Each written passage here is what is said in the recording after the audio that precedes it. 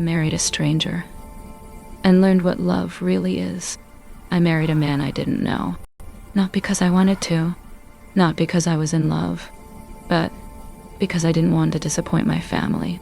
When my parents told me about the arranged marriage, they spoke gently, carefully, like they were afraid I might break. "He's a good man," they said, "from a decent family, responsible, stable." They asked me if I was okay with it, and I nodded, not because my heart agreed, but because my mouth didn't know how to say no. I was tired of being the difficult daughter, tired of fighting expectations, tired of watching worry sit permanently on my parents' faces. So I accepted. The wedding was beautiful. Everyone said we looked perfect together. I smiled in photos, held his arm politely, played the role of a happy bride. In front of my parents and his parents, I acted like I loved him. I laughed when I was supposed to. I stood close when cameras were around. I learned how to look convincing. But the truth was simple and painful. I felt nothing. We were strangers living under the same roof. We spoke respectfully. We were kind to each other. But there was a wall between us that neither of us talked about.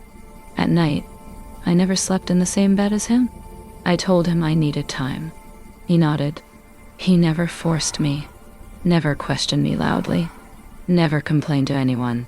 During the day, I lived a different life. I met my friends often. I went out. I laughed. And sometimes, I met my ex-boyfriend. He was the one I loved before the marriage. The one who knew me. The one who made me feel alive. My ex came from a rich family. Money was never a problem for him. But he didn't have a job. He didn't plan much. When we met, it was always about fun. Clubs, pubs, late nights, loud music. He made me forget responsibility. With him, I felt young, free, desired. With my husband, I felt unfamiliar. My husband came from a medium family. Nothing extravagant, but he had a good job, a high income, and a routine. He spent his weekends attending charity events, donation dinners, community programs. Sometimes he invited me, and I went only out of obligation. I used to think those places were boring, too quiet, too serious, too much like real life. He bought me things without asking. New bags, new clothes, a new phone when he noticed mine was old. He never said, "I bought this for you." He just placed it beside me and said, "I thought you might like it." When I got sick one night, I didn't even call him, but he noticed. He came home early, checked my temperature, cooked soup awkwardly like he wasn't used to the kitchen.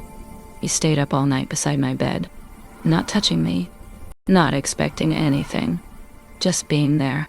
I didn't thank him properly.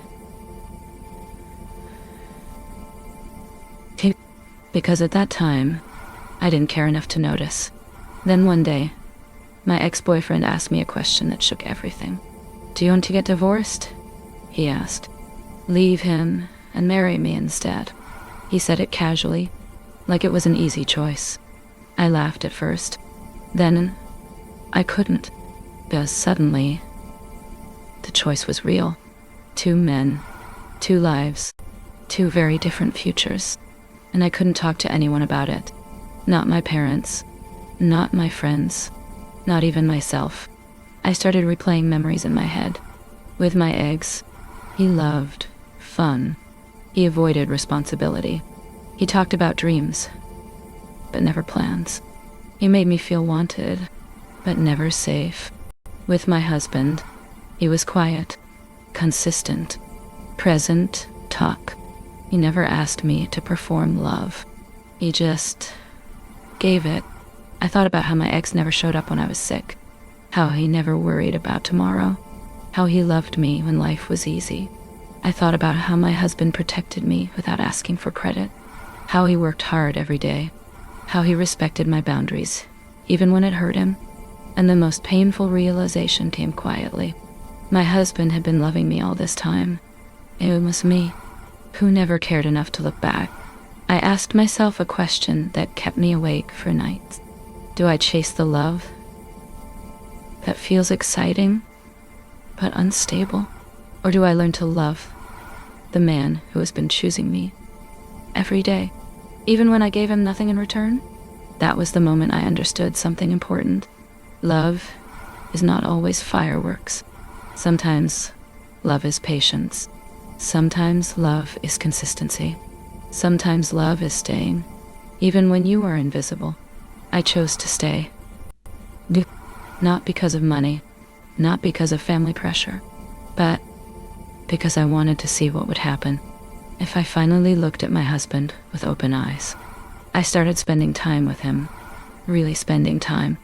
I asked about his day, his thoughts, his childhood. I noticed how gently he spoke to service staff, how seriously he took his responsibilities, how proud he was when he talked about helping others. And slowly, something changed. I started feeling safe, cherished, seen. For the first time, I understood what it meant to be loved deeply and quietly. I cut contact with my ex, not with anger, not with drama, just closure. Today, my husband and I share the same bed. We laugh, we talk, we build. Our love didn't start romantically, but it became real. And now, I know the truth. It wasn't that I married the wrong man. It was that I never gave the right man a chance. I am Lucy, and this is Unsaid Love.